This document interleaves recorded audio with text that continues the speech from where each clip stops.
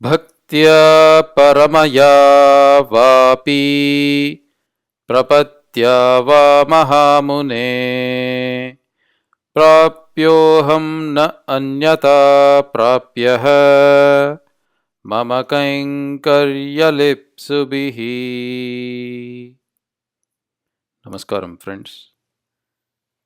This is a very beautiful shloka from Ahirbuddhnya samhitA, and this talks about two primordial aspects to reach bhagavAn.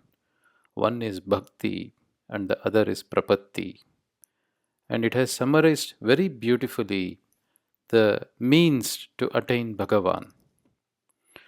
Bhaktya paramaya vapi,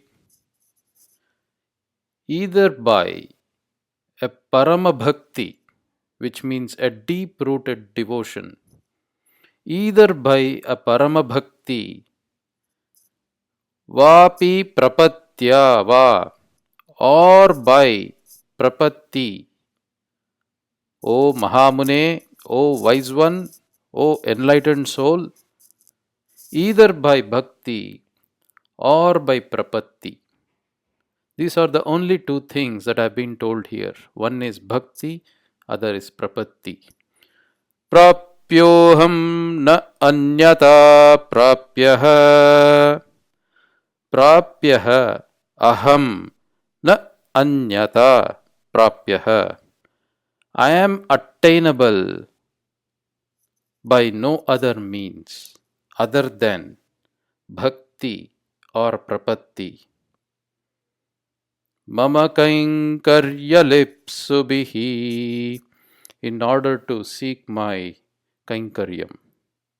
So, friends, what this shloka is trying to tell us is there are only two ways to reach bhagavān. One is bhakti, the other is prapatti.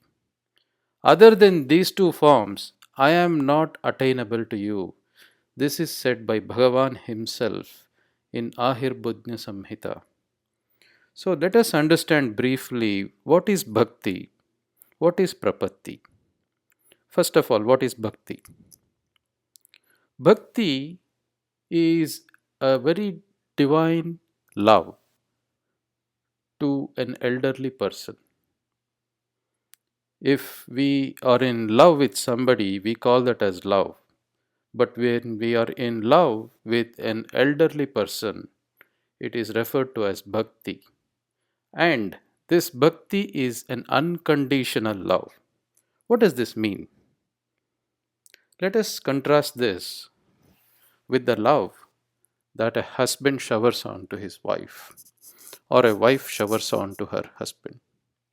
The husband loves the wife because of the fact that the wife is beautiful, or because of the fact that the wife may cook good food for him, or because of the fact that she is a very good natured person, or whatever be the reason.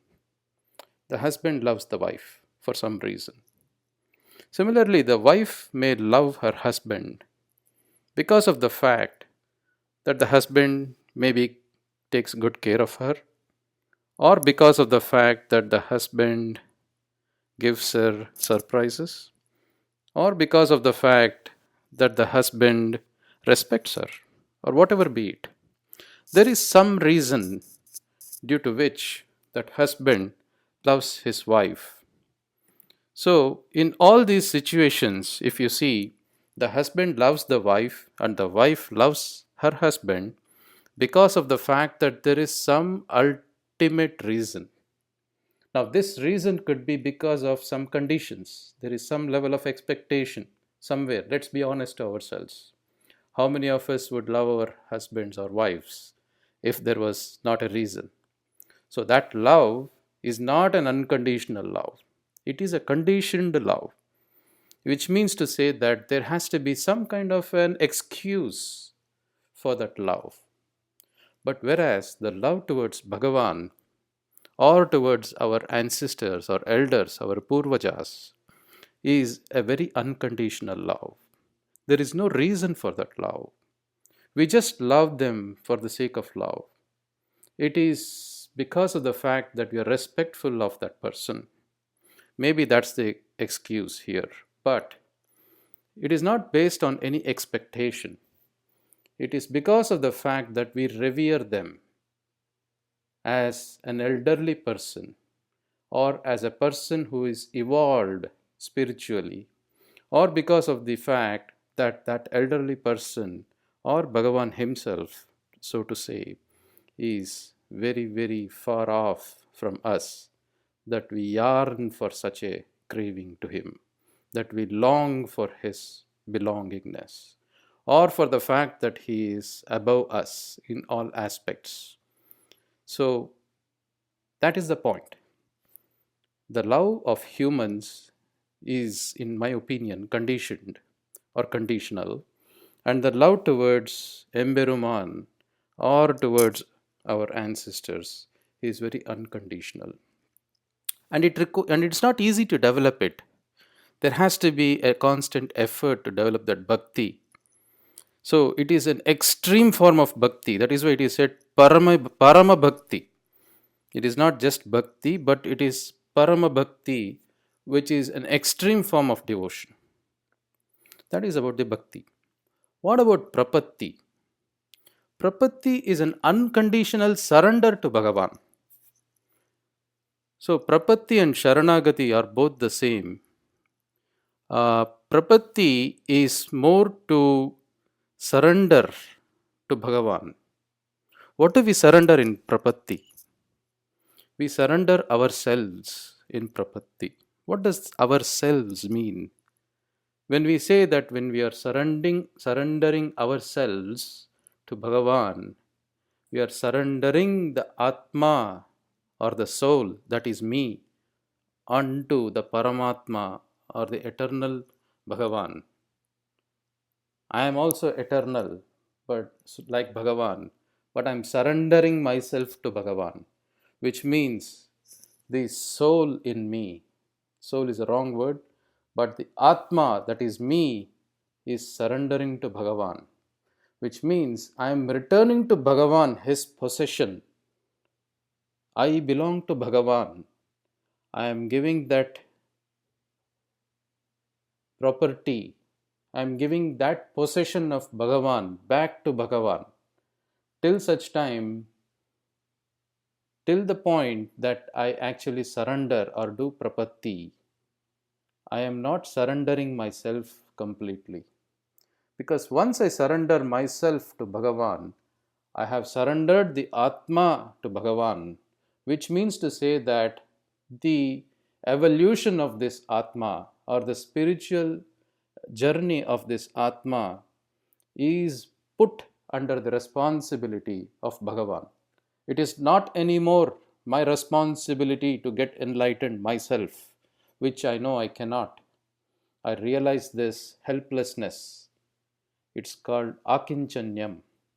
So I realize that I'm helpless, and then I pray Bhagavan to uplift me through an acharya, through a sadacharya, to whom I confound and confine myself to him and beseech him with an earnest request for me to surrender my Atma to Paramatma, because Acharya is none other than Bhagavan himself. That should be our realization towards an Acharya. Gushabdastvandakarasyat Rishabdastannirodakah Andakaram nirodhitvat Gururitya vidhiyate. So we know why Guru is called a Guru, because Guru removes the obstacles and the darkness in us and makes us closer to Bhagavan. That is why he is a Guru. Now, having told what a Guru is, who a Guru is, we do the prapatti. And this is what this shloka is exactly telling us. Either through bhakti, in its ultimate form, in its deep-rooted form, or through prapatti alone, O wise man, am I attainable to you, not by any other means. If I have to be, if you need to get my service, or if you need to get the opportunity to serve me, mama kainkarya lipsubhihi, if you aspire to get the kainkaryam, it is only through these two. There has to be a deep bond between you and me, is what Bhagavan is saying. Pallandu, pallandu, pallayirattandu means what? It is thousands and thousands and thousands of years of bondage that I and you carry. So it is the same thing here. So why I am saying this is, we are now getting to a shastra, a scripture, a very holy scripture, which talks about bhakti and prappatti, and that is the Gita Shastra. So friends, we will be talking about Bhagavad Gita very frequently from now on, one shloka a week, and we will try to learn together what is meant by Bhagavad Gita, what does it say about Paramatma, how it influences our life, and how we need to evolve our lives through the saying of Paramatma himself, because Bhagavad Gita is the holy song given by Paramatma himself. Paramatma wanted to take the form of an acharya, so he created a vyajam, a pretext through Arjuna, by which he caused Arjuna to go in the form of a trance and confused him in a way that the Bhagavad Gita could happen. And this Bhagavad Gita is the eternal holy song from Paramatma himself. This is what we all need to recognize, because of the fact that Bhagavad Gita is not told by a person like me or you. It is from Perumal himself. That is the first thing that we need to recognize. If we all agree that Bhagavad Gita is a holy Gita. How can something be holy unless you accept the doctrine behind it? And the doctrine behind it is Paramatma himself.